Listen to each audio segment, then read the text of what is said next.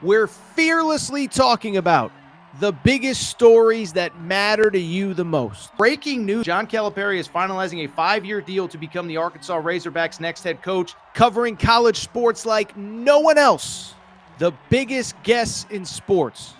We now welcome in Hall of Famer Jim Calhoun. Such a pride I had, I came to Connecticut. The legend, Tim Tebow, joins us. We'll run it back. I like it.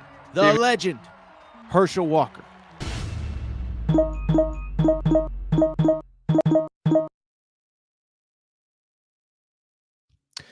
Welcome in, everybody. Little Thursday morning edition, Air Torres Sports Podcast. I'm your host, Air Torres. Hope everybody's doing well.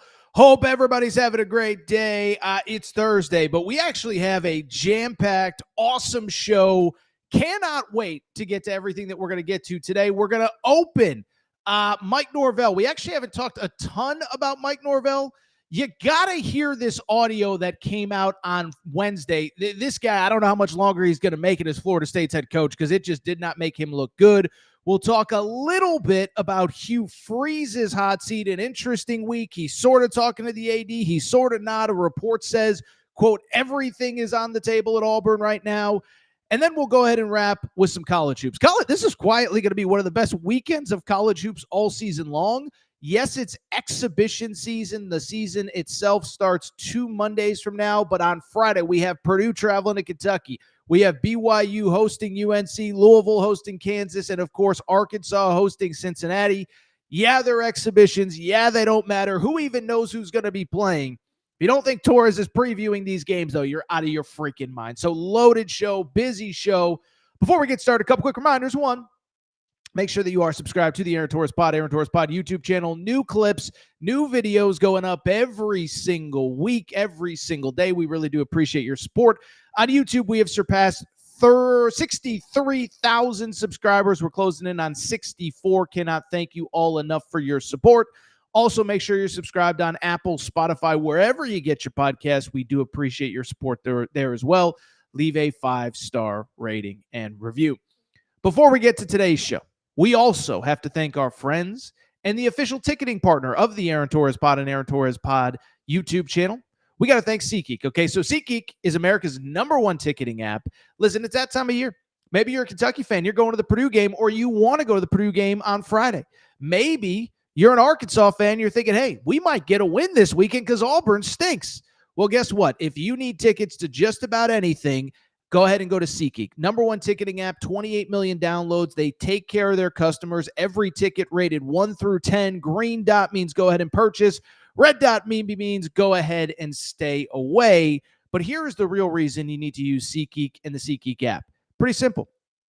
They take care of listeners of the Aaron Torres Pod. What do I mean by that? What am I saying? Well, guess what? If you use promo code Torres, that's promo code TORRES on the SeatGeek app, it gets you $20 off your first purchase. Any ticket, any game, any show, any concert. It doesn't just have to be college football, college basketball. Told you the other day, I have a buddy buying Backstreet Boys tickets for his, I assume his wife. We'll see if she's going or if he's going solo. I don't know. But SeatGeek.com, promo code Torres. SeatGeek.com, promo code Torres.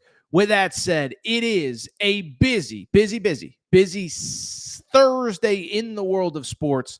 There is no more time to waste. So let's go ahead and get to the topic of the day. Topic of the day. Listen, the coaching carousel is just bananas right now. We have spent so much time talking about, Penn State and Florida and Arkansas and Oklahoma State and who could replace Mike Gundy and Sam Pittman, and is Bobby Petrino going to get the job? And what about Florida? And is James Franklin going to end somewhere? That one story that has kind of quietly gone under the radar, at least on this show, maybe not nationally, maybe we haven't done a good enough job covering it, is what is going on at Florida State. Okay, it is a surreal, whatever it's been, 18 months, 2 years, whatever. We all know what happened. We're not going to relitigate and go through everything. But you go from a season in which you were basically, I think, an injury to Jordan Travis away from playing for the college football playoff, 13-0. That was, remember, the final year of a 4-team playoff where a ACC undefeated champ, that team will never be left out of the playoff again. Florida State fans don't want to hear it. I get it. But what's incredible is everything that has happened since. 2-10 last year. You then open this year by beating Alabama. And listen, you have guys like me, I absolutely include myself, that are just like, you know what? I think it was a byproduct of a weird year a season ago. It is what it is. You're going to be fine. You beat Bama. Maybe you're a playoff contender. Then you get into ACC play, and it's been a disaster. You lose to Virginia on a Friday night. Okay, whatever. Who cares? Not a big deal. Then you lose to Miami. Well, they're really good. You never want to lose to your rival, whatever. Top 5 team, maybe the best team in college football. Then you lose to Pitt. Then late Saturday, and it was really early Sunday in most parts of the country, and I know this because I host Fox Sports Radio until 2 a.m. Eastern, and the game was still on when I was done with my show. Florida State falls at Stanford. No, it was controversial. No, the goal line stuff. It doesn't change the fact that things are going off the rails at Florida State. And as we all know, on Sunday, there were all sorts of rumors that Mike Norvell could be out. And then by Monday, the AD, Michael Alford, had to release a statement basically saying, look, we're going to evaluate everything at the end of the year. Bottom line, though, things are going sideways. And I'll tell you this, I don't know that I've ever had a super strong opinion on Mike Norvell. Seems like a good guy. I know people who are around him. They adore him. But I'll tell you this, he had his first media availability on Wednesday post-Stanford. So obviously he did a press conference after the Stanford game, but Florida State is in the middle of a bye week, and so he didn't do media on Monday like he normally would. Well, the team got back. I assume they probably had a light Wednesday practice, and after the game, he did have a media availability. I want to play you a clip of what he had to say about the state of things at that Wednesday press conference. He was actually asked a question about Alabama. How do you beat Alabama, but now you're struggling to beat the Stanfords and the Pitts of the world? No disrespect. It's just the truth because Alabama's awesome. He gives an answer. I'm not going to lie. It is not eloquent. It is not crisp. It sounds like a man who is, I don't know if in over his head is the right word, but I'll let you hear the audio, and we're going to come back to discuss it because this feels like a man that probably at this point, I don't know if he's fit to be the Florida State head coach. Producer Matt, play the sound. I'm telling you, that game, it kills me with the fact that we went and lost the game. I knew it was going to be challenging. I knew all the dynamics around it. I knew it was going to be a challenging, some challenging dynamics with it. And but to be honest with you, Alabama's a really good football team. Right, so how do you lose? How do you beat Alabama and lose to anybody else? Because nobody else is really losing, or they're not losing anybody else. But it's, you go through it, and it's college football. I mean, there's great parity. There's great, every team. If you give opportunities, I mean, they're all capable, and you can sit there and right now you go stack up the some talents or thoughts or expectations, and you know what? It's you still got to show up and go do it. And it is a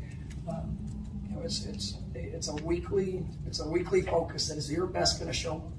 And if that does not occur, if you're not able to execute to your best, if you're not able to respond to be the best, if you have a bad play or a bad moment, if that doesn't show up, I mean, anybody can give you challenges. And I believe in this team. I do believe in the talent. That was Mike Norvell trying to explain how you beat Alabama but lose to everybody else. I'll be honest, that clip actually went on for another 35 to 40 seconds. I had producer Matt cut it because I think you get the point. It's bad. It's whatever. And I'll take it a step further. That looks like a man that is out of answers. That looks like a man that doesn't he? That looks like I'm not at a loss for words often doing this show. He looks like he is at a loss for words as the head coach of Florida State. I'll tell you a quick side story before we get into the reaction to that audio. You know what my number one reaction to that audio was? It was so convoluted. It was so confusing. Mike Norvell looked so over his head. I thought it was AI. I'm not even a kid. I thought it was AI. It was that bad. Then to take it a step further, I went ahead and looked to see who shared it. It was, in fact, a Florida State beat writer. Then, as I was prepping for the show on Thursday morning, before I sent it to producer Matt, I triple-checked This is a real reporter. This was a real press conference, but that speaks to where Florida State is, where Mike Norvell looks lost. He looks confused. I'll be honest, he looks a little bit scared, but he looks like a man that is in over his head, knows he has no answers, and knows probably that his time is coming to an end at Florida State.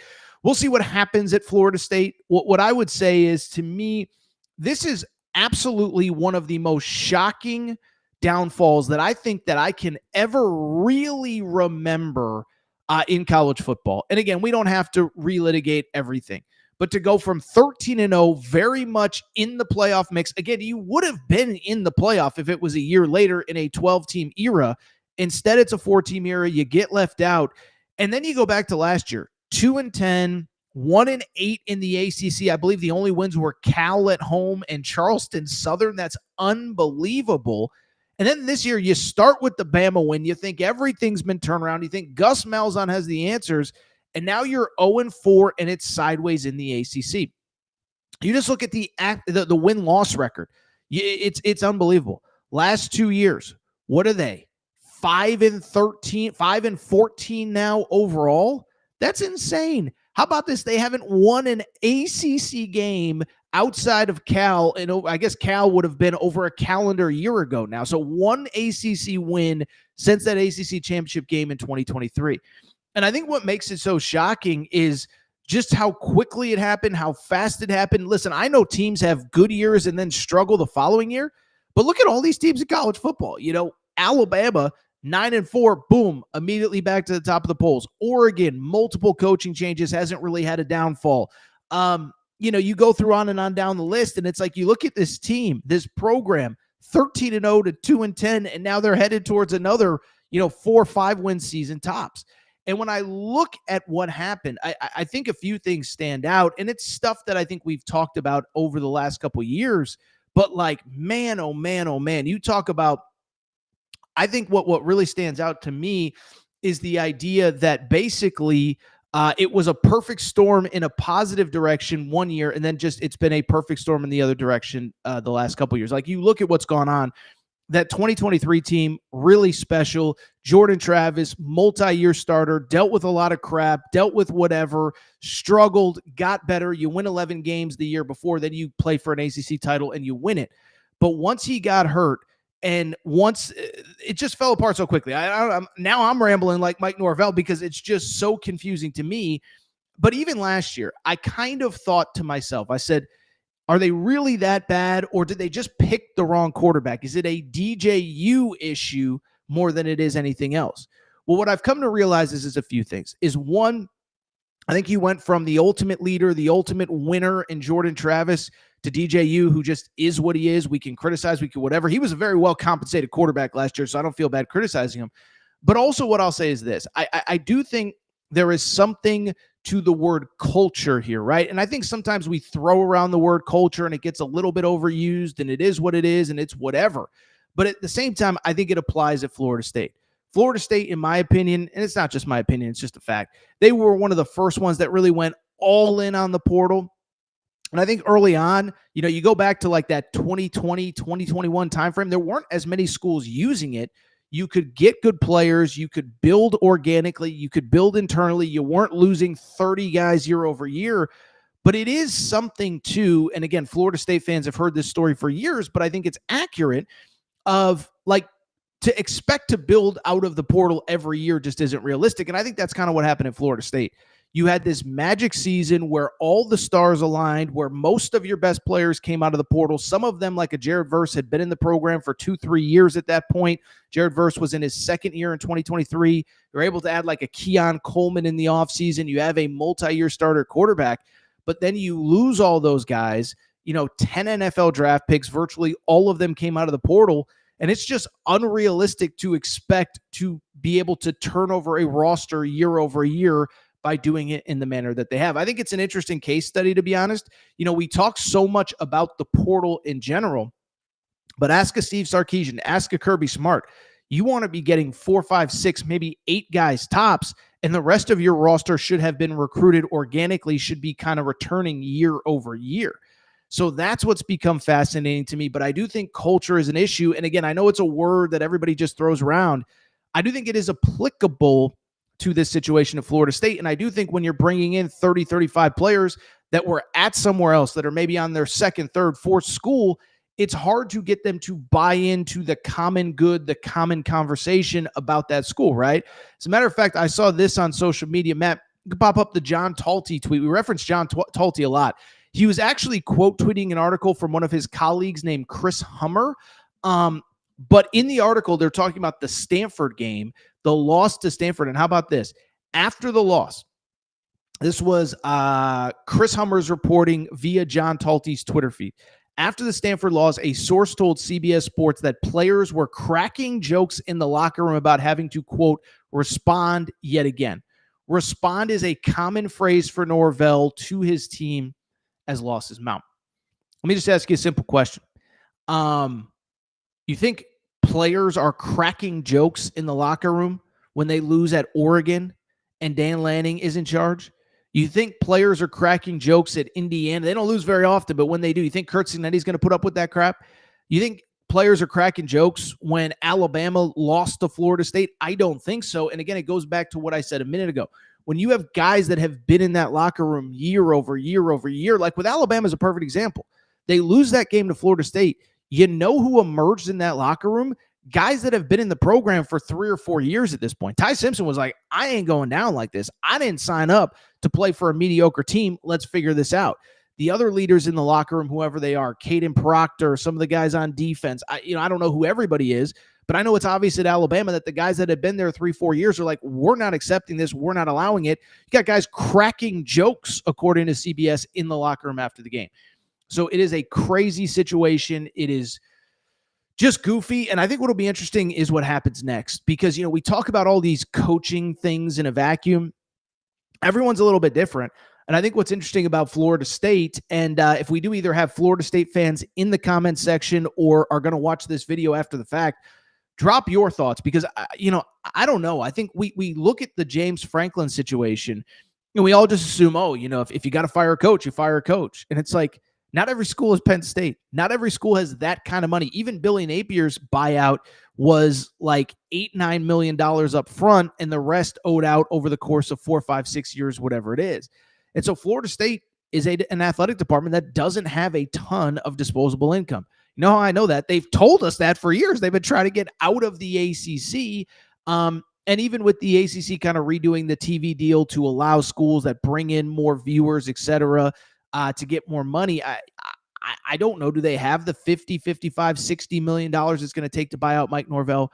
I don't know, but it can't keep going on like this. That audio was just unbelievable to me. I could not believe it. Like I said, I thought it was AI with Mike Norvell. It was shocking. It was bizarre. And I don't know how it gets too much better with Florida State. I mean, I think the easy answer is you're coming off of a bye. You have a semi-manageable schedule. Wake Forest is the first game off of a bye. They're 1-2 in ACC play. Virginia Tech has fired its head coach. Florida has fired its head coach. Clemson is struggling. But, I mean, this was a team that, listen, I thought after week 1, week 2, I thought they were a playoff team. Now they're a team that, frankly, feels like they're going to be looking for a new head coach. You know who else might be looking for a new head coach? The Auburn Tigers. So Hugh Freeze, been a defender, but it's been goofy. It's been weird. Quick break. Come back, talk the Auburn side of things, because there's like 2 or 3 new storylines just from this week. Be right back. All right, we're going to get back to the show in a minute, but before we do, I have so many people that reach out and say, Torres, you give me hours and hours and hours of free content every day, every month, every year. What can I do to help support the show? Well, you want to support the show and look good in the process. Make sure to check out and support the Aaron Torres Media merch store at aarontorresonline.com/merchandise. Some of you wondering, what can I get in that merch store, Torres? Well, Kentucky fans, we got our Mark Pope Hope and Pope t-shirts. That is right. Mark Pope, monster first year. Year 2 is going to be even better. Get your Hope and Pope t-shirt at aarontorresonline.com/merchandise. Arkansas fans, the Big Pig Invasion is coming. It is here. John Calipari has things rocking. Get your Big Pig Invasion tees. Again, aarontorresonline.com/merchandise. St. John's fans, we have our Big Rick Energy t-shirts. And if you're just a college basketball fan in general, guess what? Your March is for Day Drinking shirt. That is the shirt that you need year-round, but especially for the next NCAA tournament. You can order yours now. By the way, football fans, we got you covered too. Auburn fans, we already know the freeze warning has hit the plains. Make sure to get your freeze warning t-shirts. Also, Nebraska fans, new era, new rules, the t-shirt that you need before the start of this coming season. And oh, by the way, if you're a Colorado fan, if you're just a Coach Prime fan, we have our Dion shirts and hats, more of them than we know what to do with. So to check out the full line of Aaron Torres Media merch and also support the show, good news is we're going to have even more for the fall. Check out the Aaron Torres Media merch store at aarontorresonline.com/merchandise. And for more information, you can always reach out at Aaron Torres Podcast Questions at gmail.com. All right, everybody. All right, back. Good to be back. So let's go ahead and keep the conversation going. First of all, weird day in the world of sports. The NBA season has started. The National Betting Association. Listen, I think there's an FBI press conference going on right now. So I'm going to go ahead and pump the brakes on commenting on that until I get all the facts. That is a crazy story. Interesting one from Luke. We're not talking Kentucky today, but we may be talking Auburn and one of their candidates. Luke says Matt Jones conceded on KSR that he doesn't see Summerall going to UK over another better SEC job. Will Stein would be a great alternative and would get the fan base fired up with his offense. I'll say this. One, Auburn, Hugh Freeze may be, if things go the way that they're trending, I do agree with Matt Jones that John Summerall, I feel, would be more likely to go back to his home state of Auburn. Also, keep in mind, Ole Miss could potentially open up if Lane Kiffin takes to Florida. I'll take a step further. What if LSU goes totally sideways? Something weird happens with Brian Kelly. He's in that state of Louisiana, so we will see. By the way, just going to say it. Torres is efforting an interview with John Summerall, hoping to get him on the show next week. Let's see if we can get it done. A couple others. Lady bass player says, Coach Pope, listen, we're going to talk Kentucky basketball playing Purdue here in just a few minutes. Crazy exhibition slate, by the way. But I'll tell you what, before we get to all the exhibitions, before we get to everything, let's go ahead and stay on football for one more minute. We'll get to some basketball. Like I said, crazy basketball slate coming up. But where I want to stay now is on the pseudo coaching carousel with coaches that have jobs right now, but might not in the future. And let's go ahead and talk the Auburn Tigers. Okay, so Auburn, what a roller coaster it's been. What a roller coaster it's been for Auburn fans. What a roller coaster it's been for Torres, right? Because, listen, I go back to some of the conversations we had in the summer about Hugh Freeze and the summer about Auburn. And if you remember, it was kind of this weird thing where there were always weird stories coming out about Auburn, like Hugh Freeze's golf scores were getting leaked and why is he golfing so much? And at the time, I kind of defended him. I was just like, look, they signed 2 monster classes in 2024 and 2025. Their 2026 recruiting class is not going to be he doesn't have to bring in a lot of players because his whole team is freshmen and sophomores. And so ultimately, I actually thought that was going to be his saving grace this year. Show any sign of improvement with a super young roster full of NFL dudes everywhere, you're going to be fine. I thought 6-6, was the baseline, but I thought they're going to get to 7-5. I saw a lot of people in the media, and I'm not even criticizing. I kind of was in the same page. The scenario where they could go 8-4. The schedule's tough, but can you beat Missouri at home? How good is Vandy? This and that. And so I just bring it up because the fact that it has gone as sideways as it was one where going into the season, listen, we said it at the time. I thought Sam Pittman was legitimately on the hot seat. I thought he had work to do to keep his job. I thought Billy Napier was legitimately on the hot seat. I didn't really think Brent Venables was, and I didn't really think that Hugh Freeze was, yet here we are. As we record, it's October 23rd. Auburn is 3-4, 0-4 in SEC play. And boy, oh boy, is the clock ticking. And boy, oh boy, let's take it a step further. Are things getting weird down on the plains? Okay, so first of all, for full coverage, Torres on Auburn for your late-breaking Auburn news. Matt, if we have not alerted the Auburn audience yet that we're talking Auburn now, would probably be a good time. Thank you so much. Appreciate your support. Let's talk Auburn. All right, so it's been a weird week. It's been a weird year. 3-4, 0-4 in the SEC. And we're going to get into some of the other stuff. But I mean, the bottom line is it's not just that you're losing. And it's not even that you're losing to good teams. It's that you're losing to good teams because the offense, which was supposed to be Hugh Freeze's baby, is a total disaster, okay? And so things have gone completely sideways. And like I said, just a very strange week. And I want to take you back to the beginning of the week, okay? So first of all, a couple things stood out about this week. We talked last week, or I guess it would have been the Sunday show we did after the loss to Missouri, about John Cohen's statement a week ago, basically asked about the future of Hugh Freeze. Would he consider making a move? And John Cohen, the AD, basically said, listen, and I'm paraphrasing here, we don't have the quote right now, but he said basically like, look, I don't plan on taking my car into the shop, but sometimes it doesn't start. And if it doesn't start, then I got to change my plans. So I bring it up because things were already weird. Then earlier in the week, Hugh Freeze basically acknowledged he has not talked to his AD since the Missouri loss. You know, it's pretty standard for the football coach to meet with the AD sometime on Sunday, sometime on Monday. It did not happen. Here is what Hugh Freeze had to say about the situation. I haven't talked to John. I'm going to say John has been so supportive ever since, obviously, my hire, but I don't get too much into they have a job to do, and certainly he has people he has to answer to, and I know how close we are. So first of all, we'll get to that one in a minute, Matt. Let's come back on screen here for half a second. So first of all, did not speak with the AD. Now let's defend Hugh Freeze. He said, look, he's got things to do. I've got things to do. But again, standard operating procedure at most places is pretty regular communication with the AD. So the fact that you're on a 4-game losing streak and the AD and you have not spoken, not ideal, although I have been told by sources being producer Matt, who's an Auburn fan, that John Cohen did show up at practice later this week. So maybe that fence has been mended. But you talk about a weird week continuing.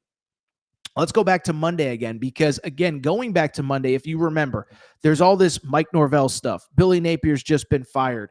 And on Monday, there was a conversation not about Hugh Freeze, but about Luke Fickell, the head coach at Wisconsin. And the AD came out, gave the stamp, what do they call it? Not the stamp of approval, but basically like the vote of confidence, I think is the right way to put it. The vote of confidence.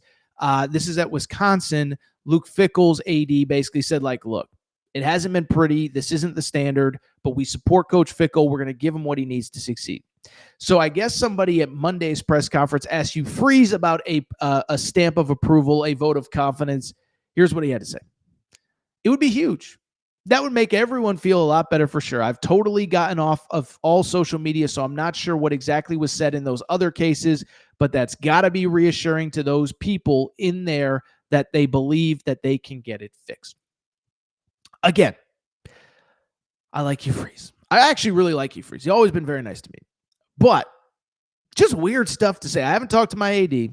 Then he basically says, listen, you know what I would love right now? You know what I would love? Nice little vote of confidence. When you're asking the AD for a vote of confidence, that's never a good sign, which leads into Saturday when they travel to Arkansas. And I thought this to me was telling. Again, Auburn, 0-4 in the SEC, coming off of a 5-7 year. Disaster last year where everything that could go wrong did. Well, Justin Hawkinson, who is, in my opinion, the best Auburn beat writer that there is. Maybe there's another one I'm not aware of. But he did put out a tweet to a story. The story was behind a paywall. We always respect writers who have stuff behind a paywall. I know how hard those guys are working. So I'm just going to reference the tweet here from Justin Hawkinson, who put out a tweet. This was on Wednesday about Hugh Freeze, said, quote, comments on Hugh Freeze's job status after a few days of conversations, again, referencing an article that he wrote. Basically, quote, I don't think any option is off the table right now. That's via Justin Hawkinson, the lead writer for Auburn. I believe he works for On3.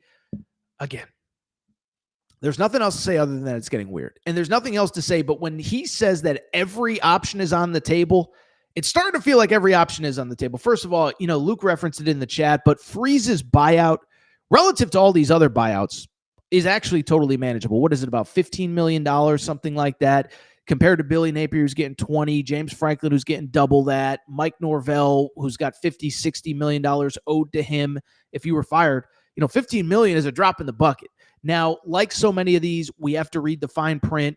We have to figure out exactly how much would be owed within a week, a month, a year, how much is offset over multiple years. Does he have to look for other jobs? I think what would be interesting with Freeze, like, I don't think there's another job for him to get. Late 50s, two runs in the SEC. I don't think he's going back to the G5 just to coach. So I don't know if he would do TV. I don't know if he would do what. I don't think there's another job for him to get. So point I'm trying to make, Auburn would probably be on the hook for $15 million. But as Justin Hawkinson said, I don't think any option is off the table right now. And I think this is kind of put up or shut up time for the Auburn Tigers, right? Because listen, you're 0-4 in the SEC. I've referenced it a few times, but Hugh Freeze did say, like, look at the teams that we lost to. Oklahoma, 6-1. Texas A&M, 7-0. Georgia, 6-1. Missouri, 6-1. Not great at math, but if my math is right, I believe that's 25-3 overall for those three teams that they've lost to. Obviously, 2 top 10 teams that they lost to on the road. I believe Oklahoma's in the top 10, maybe top 15, whatever. But the fact that you went 0-4 in that stretch, that is bad. You got to go to Arkansas. You got to win this weekend. I'll tell you what, I think it's a tough spot to go into. Arkansas is moving the ball on everybody. And I know Auburn maybe has the best defense in the SEC, but Arkansas just put up 42 points on Texas A&M. They just put up 34 points or 31 points or whatever it was a few weeks ago at Tennessee. They moved the ball against Ole Miss, 35 points in that game. And so I just bring it up because they can score the football. Now, the counter to that is the defense kind of stinks, but I think the defense, to me, it's more about tackling and being in it's the fundamentals. It's not like they don't have the players. And even if the defense isn't great, they're going up against the opposite of the immaculate force in that offense for Auburn, right? Like, you look at that Auburn offense, I mean, it is just a disaster. 15th in the SEC in total offense. And I think the scoring numbers are a little bit deceptive because they scored so many points in the out-of-conference portion of play when they played Baylor and Ball State, etc. And so when I look at the status of Auburn, I believe everything is in play because the one thing that Hugh Freeze can't defend, he was brought in to fix the offense. That's his baby. And that, to me, I keep going back to, I've heard Colin Cowherd say this for years about NFL coaches, and I think it's true in college as well. If you can't get your side of the ball right, why am I putting you in charge, right? Like, you can argue, should Steve Sarkisian be calling plays? Should Hugh Freeze be calling plays? Should Brent Venables be calling plays on defense? But again, use Brent Venables. His side of the ball has never been an issue. Defense has always been good, even as the offense has struggled. Now, all of a sudden, the offense gets fixed, and they're a top 15 team. Lane Kiffin, his side of the ball is never an issue.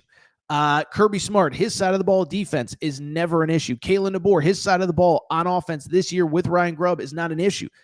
Auburn 15th in the SEC in total offense. How about this? They haven't scored more than 17 points in any SEC game, and that includes, by the way, last week when they went into double overtime against Missouri. And so you're talking about a team that is averaging 13 points per game in SEC play.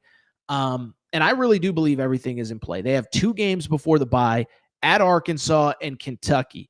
You got to go 2-0. Hugh Freeze, it's year 3. You're facing an interim coach and a coach that is very much on the hot seat. You're facing an Arkansas team that is 2-5 right now, 2-4 right now, 3, whatever Arkansas is.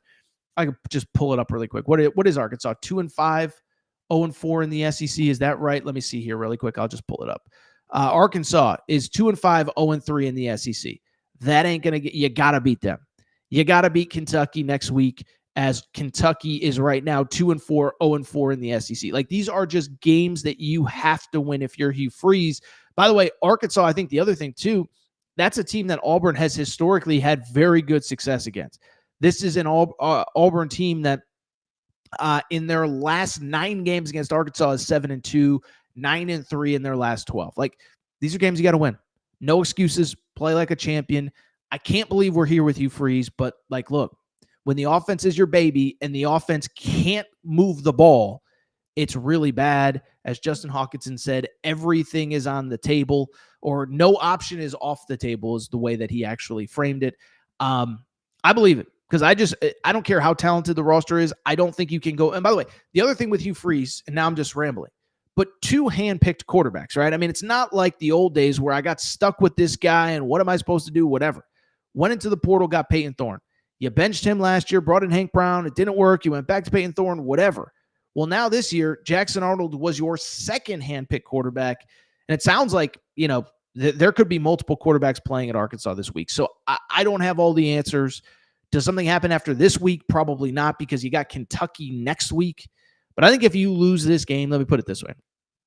If you lose this game, I think we are talking about a scenario where Hugh Freeze is not the head coach at Auburn next year. Because if you lose this game, you're realistically, at that point, you're 3-5.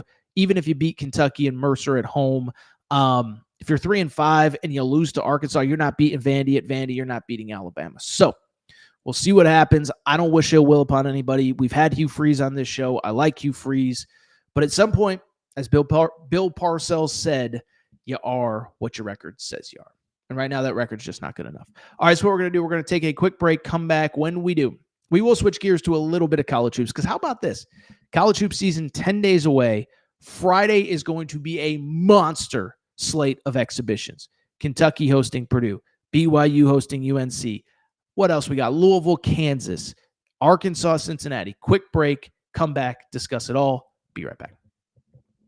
All right, we're going to get back to the show in a minute. But before we do, you know what we got to do. We got to thank our friends. We got to thank our partners. We got to go ahead and thank Cauley Puffs and CauleyPuffs.com. Yeah, you see the logo on the back of the screen right here. Okay, so I've told you all about Cauley Puffs, but family-owned company, not far from where I live. Joey, a huge sports fan. And one day he was sitting on the couch and he said, you know what? I need a snack that is both healthy but delicious, something my kids are going to love, something my family's going to love, something I'm going to love. And so he came up with Cauley Puffs. This is the new age health food snack. You don't need to go to the grocery aisle and buy all that crap, the Doritos, the Fritos. No, my friends, you need Cauley Puffs. Baked, not fried, avocado oil, no grease, healthy ingredients. But here's the best part. They taste freaking delicious. Actually, there's another best part. In addition to tasting delicious, in addition to being healthy, they are also taking care of listeners of the Aaron Torres pod. Okay, so check this out. All you got to do is go to CauleyPuffs.com. That's CauleyPuffs.com, CauleyPuffs.com, and you can get 15% off any purchase with the promo code Torres. That's Torres, Torres. It's that simple. 15% off any purchase. One bag to try them out, 100 bags to cater a party. Doesn't really matter. Promo code Torres. CauleyPuffs.com gets you 15% off. Cauley Puffs also available on Amazon. You obviously can't get the promo code there, but CauleyPuffs.com, CauleyPuffs.com, promo code Torres gets you 15% off any purchase. Thank you to our friends at Cauley Puffs. All right, everybody. I am back. Good to be back. Good to be back. Final segment of the show. So good to be back. A lot of college hoops to get to.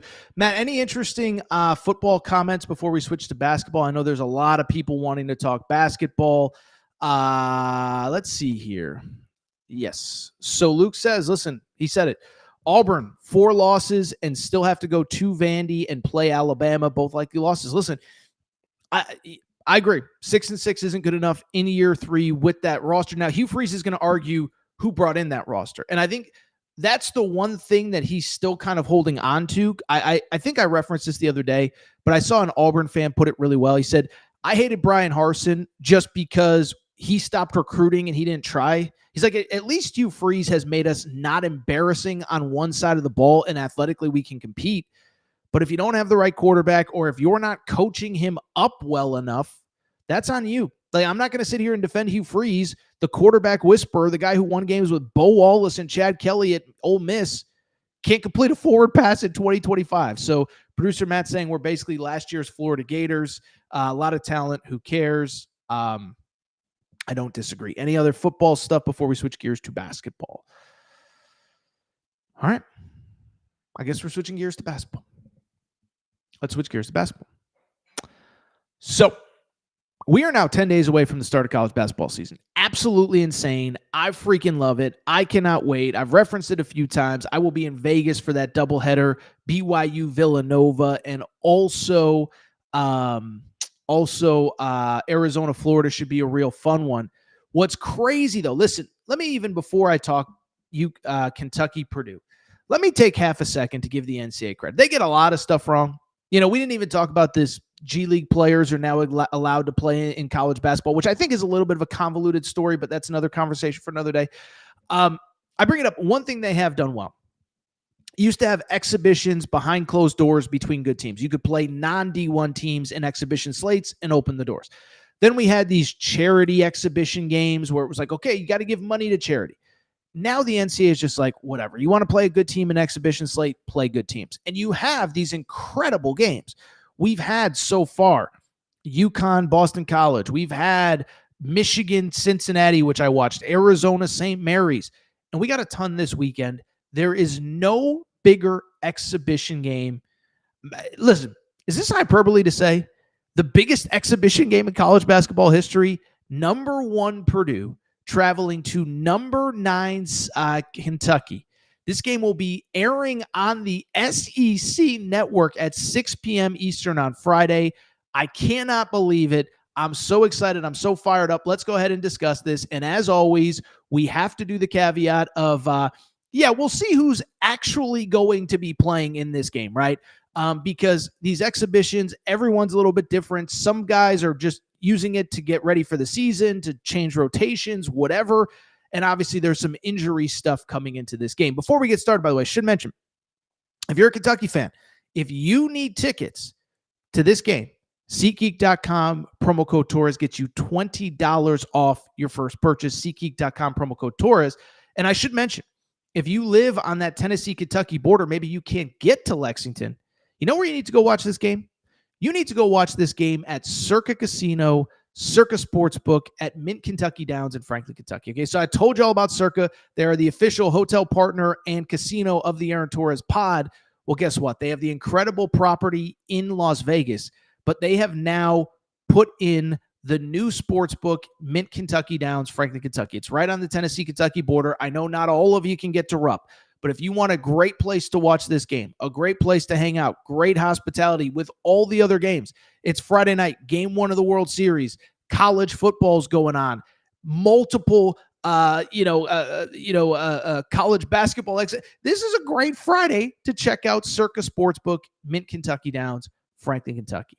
Right on that Tennessee border, about 45 minutes from Nashville. Go ahead and check it out. Thank you to Circa, our sponsor. Thank you to Circa, our partner. And should mention, by the way, I'm going to be getting down to Mint Kentucky Downs here in the next couple weeks. If there is a date or time that you think would be a good time for Torres to show up, let me know. We'll be doing some live shows from that property. I was thinking maybe around the Indiana game mid-December. If not, certainly when we get into SEC play. All right, so Kentucky, Purdue.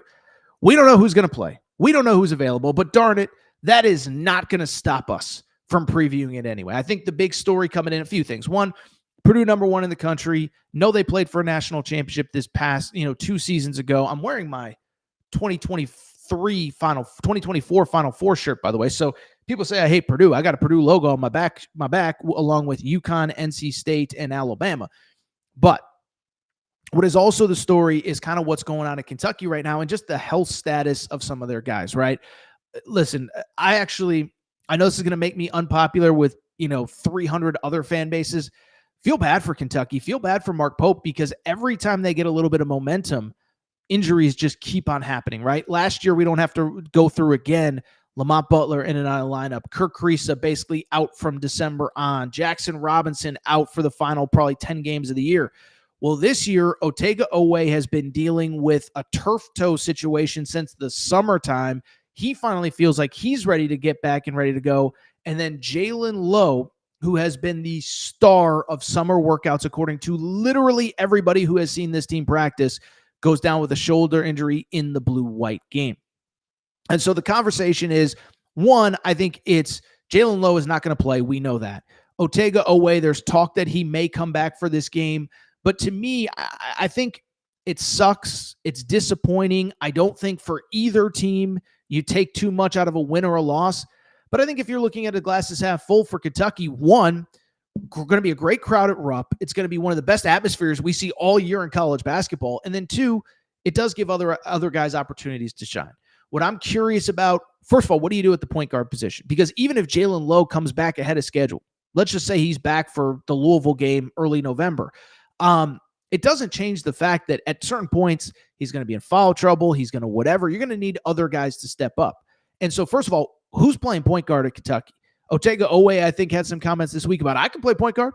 I'll be good. I'll be ready to go. Obviously, Jasper Johnson could get some reps. And then this is why you went and got Denzel Aberdeen late. Listen, I'll say this. I know there's a lot of conversation outside of Kentucky about how much Kentucky spent on their basketball roster. Who cares? It's not my money. It's probably, unless you're a big Kentucky booster, it's not your money. And this is why Mark Pope goes and gets a Denzel Aberdeen, even after you have Jalen Lowe, even after Otega Owe is coming back, because you just never know what's going to happen. So all of a sudden, you have a guy who played for a national champion, multiple starts at the point guard when Walter Clayton and all those guys went out with injury. And this is why you go out and get the guy that it feels like, okay, this is overkill. You're overdoing it. How are you going to find minutes for all these guys? It's because you just never know what's going to happen. So I'm obviously interested in the backcourt for Kentucky. I'm excited to see Mo Diabate. I said the day he committed, you can go back. He committed the night of the national championship game. I said Kentucky fans are going to freaking love this guy. Cannot wait to see him in a Kentucky uniform. And then I think beyond that, I'm just curious about who are these other guys that step up and how does the rotation start to play itself out? We know you have the 3 super high-profile freshmen, Jasper Johnson, Malachi Moreno, Braden Hawthorne. But as importantly to me, what I'm actually more curious about is the returning guys and some of the veterans that have been in the program. Trent Noah, we have been told, has been the best shooter on this team and might be the best shooter in the SEC. How does he look in year 2? This was always going to be a guy that hit his stride in year 2, year 3, year 4, maybe, if, we'll see what happens. Colin Chandler, I've said from the beginning, I think he's an NBA player. It's going to take him a minute to get there, but it doesn't change the fact that he has that kind of talent and that kind of ability. And so the conversation to me is about those guys, what it looks like for them. And then I think there's a completely different conversation for Purdue. Purdue, like Kentucky, this is their first exhibition. Again, we don't know who's going to play, who's not going to play. Are these coaches going to play as if it's, February 11th? Are they going to rotate starters? Are they going to bench starters?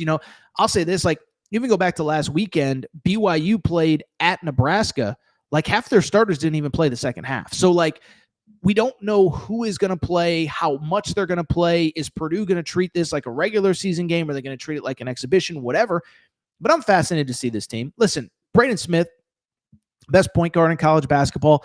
I think it's actually understated how good he's been, if that's possible. If things go well, he could break Bobby Hurley's all-time NCAA assist record. I think that's one of the more underspoken, discussed things in college. When Bobby Hurley set that assist record, what was it? 3 Final Fours, 2 national championship runs. That was deemed to be an unbreakable record. Braden Smith could break it this year. We know how good Trey Kaufman-Renn is. And I think for me with Purdue, I guess I would say that it feels a little bit like I'm more curious at this point about, frankly, honestly, the other guys, the new guys, the guys that are new to the program or did not play last year.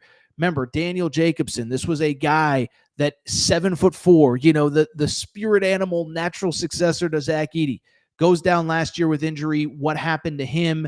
Not what happened to him, but he played very well last year or this summer, in that U19 stuff, that U19 tournament.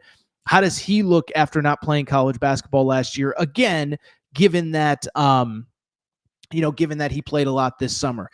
I'm curious about the Omer Mayer kid, another kid who was fantastic in the U19 event over the summer in Switzerland. He played for Team Israel, and he is a guy that I think people in that program believe is an NBA player. And I think you start talking about him and Braden Smith in a backcourt with Fletcher Lawyer, it has a chance to be special. Oscar Clough, how does he fit in? Transfer from South Dakota State, played at Washington State. So there's just, the questions are different for Purdue. As best I can tell, I don't think there's any major injury things to worry about. But how much do you play guys? How do they all fit together? And to me, I'm fascinated by the new guys, specifically Omer Mayer. As far as everything else, listen, do you want me to make a pick? I mean, considering Kentucky's got their starting point guard out, I'm guessing that Otega Owe is going to play limited minutes, if any minutes at all. Hard to pick against Purdue, even at Rupp Arena. The one thing I'll say, Rupp Arena is going to be rocking, and it's going to be so fun to watch. And again, I just want to reiterate, I want to give the NCAA credit because everybody wants to crap on the NCAA. I get it. The counter to that is thank you for giving us these exhibitions. I'll say Purdue wins. I'm not going to make anything of it. By the way, Cincinnati beat Michigan last week. I'm not going to make too much of that. What was the other one? Ole Miss beat Houston.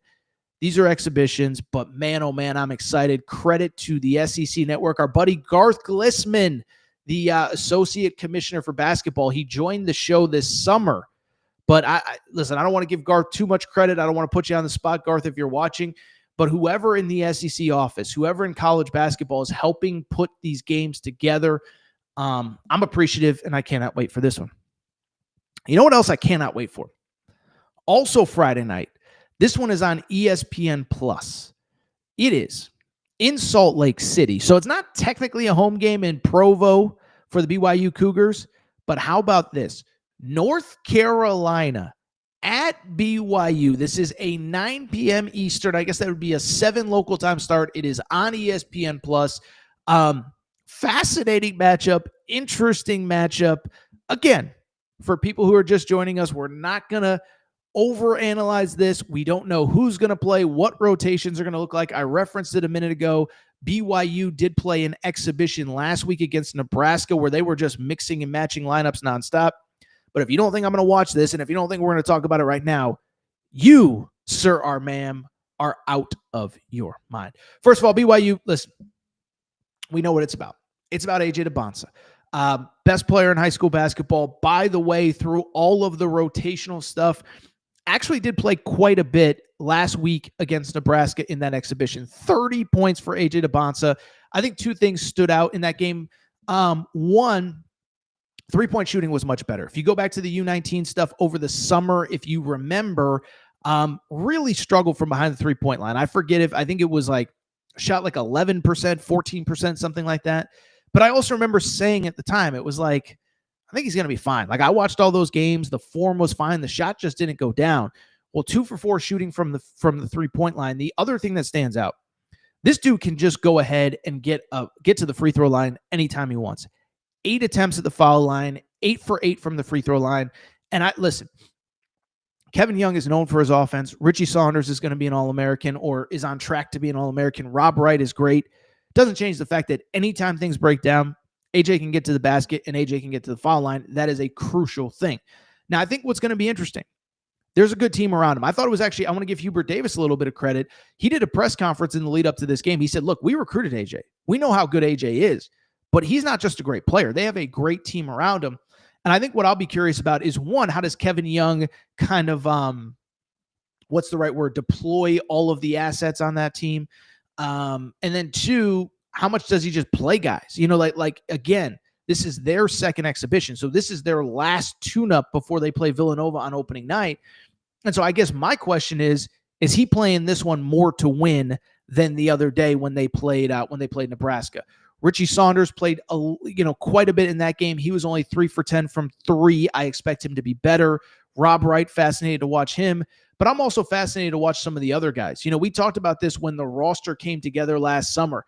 But you had a kid like Dominique Diamande who transferred from Washington. He's a high-level international player. You go on and on down the list. I thought the kid who actually looked good against Nebraska, and I'm always going to screw up his name. BYU fans, you're some of the nicest people I've ever met. I hope you forgive me for this one. Kadum Mbop, is that how we say his name? I'm so sorry to him and his family. But this was the kid who redshirted last year, enrolled midseason, double-double, 12 points, 11 rebounds in that game. Xavier Staten played quite a bit as well. And the backup point guard, who I believe is from Yugoslavia, does that sound right? I don't know. He's from somewhere in Europe, but he played quite a bit as well. So I'm curious about how things play out in this game. Again, Rob Wright not playing very many minutes in that debut last week against Nebraska. By the way, I'm looking it up really quick because I'm fascinated here. The point guard is from Austria. Is Yugoslavia even a country? I don't know. Anyway, this isn't a geography podcast. I'm sure there's one out there. Let's keep it going. Let's talk Carolina. By the way, one other thing on BYU that is worth noting as well. Kennard Davis. Heard a lot of good things about him in the offseason. He is the transfer from Southern Illinois. North Carolina. Certainly a make-or-break year for Hubert Davis. I actually will take half a second. I will give him credit for scheduling this game. I think it would have been easy for Hubert Davis, North Carolina, to just duck everybody in the preseason, in the offseason. You just think about it, it just makes sense, right? If UNC goes to Salt Lake City and they get their brains beat in and BYU is trying to win, it just starts up the cycle of negativity again around this team. And so it would have been easy to schedule, Eastern Appalachia, whatever, Tech or whatever. Like, it would have been easy to not play this game. But I give him credit for challenging his guys. And then I think, as importantly, much like BYU, much like all these teams, I'm fascinated to see North Carolina. North Carolina basically tore everything down and built it up from scratch this offseason. And I want to see how it all comes together. I think the big story, obviously, they're kind of following that Duke model of going heavy on athleticism, heavy on positional size.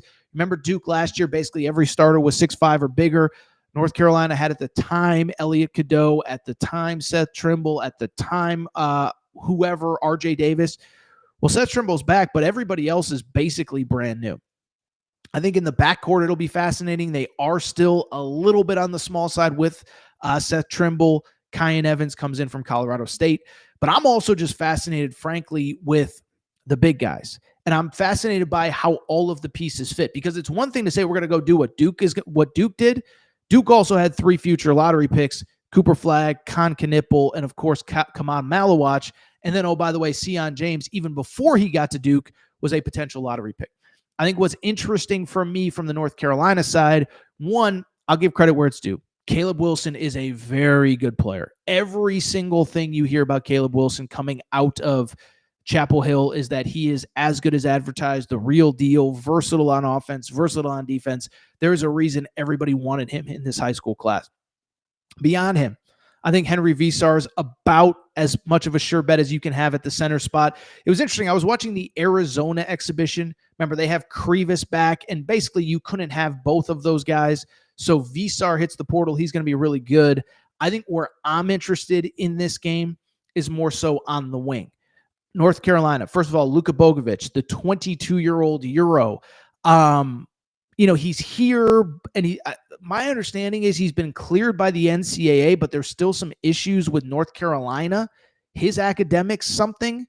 I don't know exactly what that means. Hubert Davis said he might play, he might not.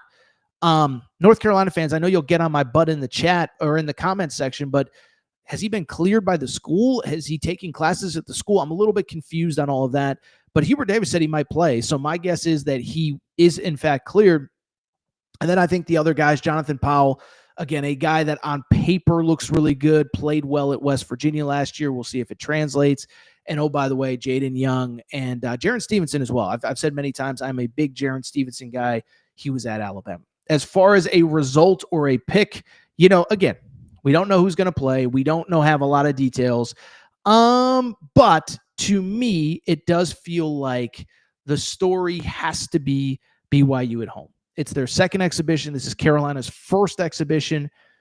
Again, we don't know who's going to play. We don't know how long they're going to play. How can you not pick BYU? I think the atmosphere in Salt Lake is going to be awesome. We've talked about it since, March. We've talked about the fact that this is the most anticipated basketball season in BYU history. I'll be watching. 9 p.m. Eastern, 7 local time. Cannot wait for that one. By the way, if you are a BYU fan, we do have our Torres on BYU page for all of your late-breaking BYU news. Robert Moore in the chat says, Torres, what about Louisville, Kansas? Well, I'll tell you what, Robert Moore. Let's talk about Louisville and Kansas. So this is a top 20 matchup at the Yum Center. My goodness, man. Again, how can you not be ready for college basketball? Kansas at Louisville. For people just joining us, these are exhibition games. We're not going to overreact one way. We're not going to overreact the other way. And I'll also add this.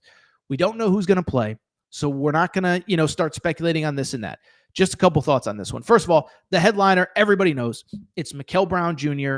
versus Darren Peterson. Darren Peterson is in that Debansa, Cam Boozer tier of number 1 overall pick. I'll tell you this. Mikal Brown's camp thinks that this is going to be a statement game for Mikal Brown Jr. of, he should be in that top tier conversation. Will he get there? I don't know. We talked about it. Oh, my TV just went off in the background. That's a new one. But we'll worry about that another time. as far as Mikael Brown Jr. is concerned, the only lights that are going to go out at the Yum Center is when all of his teammates are shooting the crap out of the ball. So let me see here. I actually want to try something really quick. Boom, we're back. Okay, sorry for yelling into the mic. All right, so Torres is back. We're back. You know who else is back? Louisville. Okay, so what I was saying before the TV went out, weird thing, is that basically what I have been told is that Mikael Brown Jr.'s camp, and I know every agent and every family member, whatever, thinks their kid is the greatest. Mikael Brown Jr. is that good, and I think they believe this is a platform for him to show, hey, I should be in that AJ DeBonsa tier. I should be in that Cam Boozer tier. I should be in that Darren Peterson tier, and this is my chance to prove it. If you missed him over the summer, he was incredible in that U19 event. I know I keep referencing it, but there were so many college hoops guys in that event, and he was as good as anybody. AJ DeBonsa technically won the MVP of the tournament. Could have gone to Mikael Brown Jr. He was their leading scorer, leading assist man. He was excellent. And then I think the big thing is he has so much talent around him. The shooting, Isaac McNeely, the shooting, Ryan Conwell, the shooting, Adrian Woolley. We've talked about the front court. You know, the front court, I'll tell you this. I'll throw out a name. A lot of the basketball fans in the chat will remember. You know who they really like? Ali Khalifa. We all forget about Ali Khalifa. He played for Mark Pope in his final year at BYU, so I know you BYU fans remember him. And then when he went into the portal, there was thought he was going to follow Mark Pope to Kentucky, so I know Kentucky fans are familiar with the name. Well, he is back healthy. Pryor, the center, is back healthy. And then I mentioned this the other day. They have the 2 Euros that they love. Sonata Fru from Germany, 22 years old, grown man, whatever. They love the physicality and toughness he's going to bring. And then the other kid from Greece, I believe, what is it, Big Z? They don't call him Big Z. What do they call him? Big Zoo. They call him Big Zoo. Forgive me. They call him Big Zoo, but they really like him and the physicality and toughness that he brings. I mentioned it the other day when we did our reaction to the top 25. I think Louisville is actually one of the more underrated players or underrated teams in college basketball. I think they'll have a chance to show it on Friday. From the Kansas side of things, there's no negative to playing this game. There's no, we're going to overreact. But one, great national stage for Darren Peterson. Darren Peterson really is that good. We don't have to talk number one versus is he better than DeBance? Like, that doesn't matter on October 23rd. I'm just here to tell you he is that good. I think the big question for me is the pieces around him. There's a reason Kansas is ranked 19th in the nation and about the 5th or 6th team in the Big 12 as far as rankings are concerned. I know Kansas fans will tell you that, hey, we went heavy on the portal last year. It didn't work. I trust Bill Self, whatever. I'm just here to say there's just not a lot there outside of Darren Peterson. Melvin Council, I expect big things from, but, is he a number 2 in the Big 12? Flory Badunga is the guy that if somebody's going to make a leap, he would be the guy. And I'll say this, Bill Self is one of the best talent developers in college basketball. He just hasn't had many guys to develop year over year. So maybe this is the year Flory Badunga makes a big leap. I think Louisville's too big, too athletic, too deep. I would be shocked if Louisville doesn't win this game, assuming everybody plays. Have not seen if Pat Kelsey has done a press conference, anything like that. Have not seen if anybody's not available. I'm assuming everybody's basically available on both sides. Give me Louisville at home. Really quickly, last exhibition game, and yes, we're talking college hoops exhibitions here in October, but it's that time of year. Cincinnati at Arkansas. Arkansas, 14th ranked team in the country. I thought they were the most underrated team in college basketball coming into the year.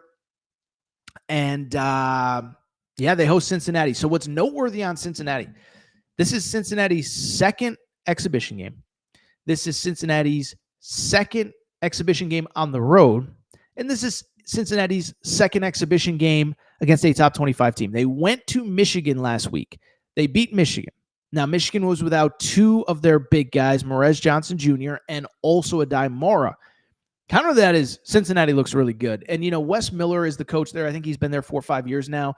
It's been an interesting situation because he was in a spot where he came in. They were in the American at the time, and they have since obviously gone to the Big 12.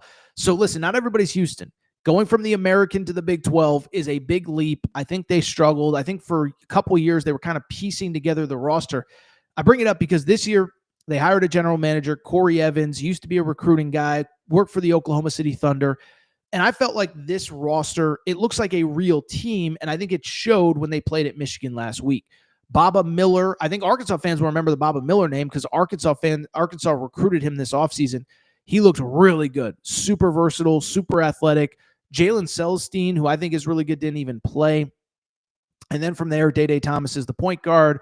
Trying to remember, there was somebody else in that game that stood out. I can't remember off the top of my head, but I think Cincinnati's an improved team. I think Cincinnati is a tournament team.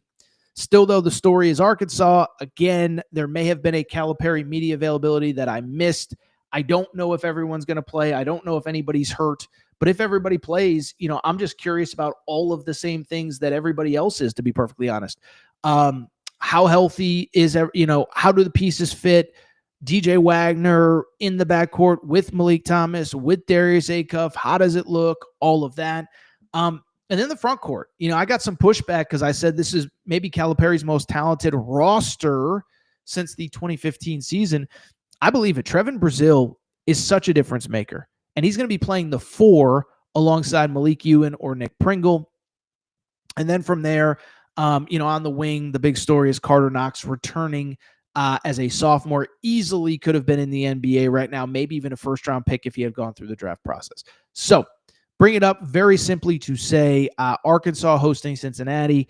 I would lean Arkansas at home. Again, we don't know who's going to play. We don't know how often they're going to play. This is Cincy's second exhibition game. I'll tell you what, Cincinnati, as best I could tell, they went to Michigan last week to win. They were playing like it was a regular season game. We'll see if they do the same here. Arkansas, this is their season debut at home at Bud Walton. They also have an exhibition next week against Memphis. Whew. All right. An hour 8, not a lot of questions, not a lot of whatever. Let's go ahead and I think get out of here. First of all, a couple questions from the chat. Luke says, why aren't these games regular season games? Exhibitions are great, but they don't mean anything for tournament resume. Not many people will be paying attention outside of Torres, listeners, and Glazers. Well, first of all, we love our listeners and we love our Glazers. And by the way, I actually disagree. The cheapest ticket on SeatGeek right now for Kentucky-Purdue is $89. So there's at least 24,000 people in the state of Kentucky that care, and I'm guessing significantly more. I know how excited Arkansas fans are about their game. As far as why they're not regular season games, listen, there's only so many big games you can put on a basketball schedule. And then I think on top of that, what I would also say about that is you still want to play good teams in the exhibition slate. It doesn't count. If you lose, you can play that we weren't even trying to win. And it gets your team ready. Like, you mean to tell me it's not going to benefit Purdue all season long by playing at Rupp Arena on Friday night? That environment, that crowd, that team, it's pretty big. Now, would you love to see it in the regular season? Of course. Kentucky's also playing Louisville, Michigan State, Gonzaga, St. John's, Indiana, and UNC in the regular season on top of an SEC schedule. Like, forgive Kentucky if they can't squeeze Purdue in somewhere there. Arkansas is playing Duke, Texas Tech, Houston, Michigan State, Louisville, on top of playing an entire SEC schedule. Cincinnati is playing, it's like, so there's only so many, BYU's playing UConn, whoever, Villanova. I can't even remember all the teams that they're playing off the top of my head. So I just bring it up because, like, at a certain point, there's only so many games to be played. And the one thing I'll say, I'm not going to complain, right? It's almost like bowl games, right? People are like, oh, bowl games, they're so meaningless. Okay. It's a Tuesday in December. You're not watching the Gasparilla Bowl, and it's a Friday night in October. I'm excited to have these teams on my TV. So it is what it is. A couple other questions here that I do want to get to. Wes Miller on the hot seat. Absolutely. He is. I think they're going to make the tournament, though. Let's see here.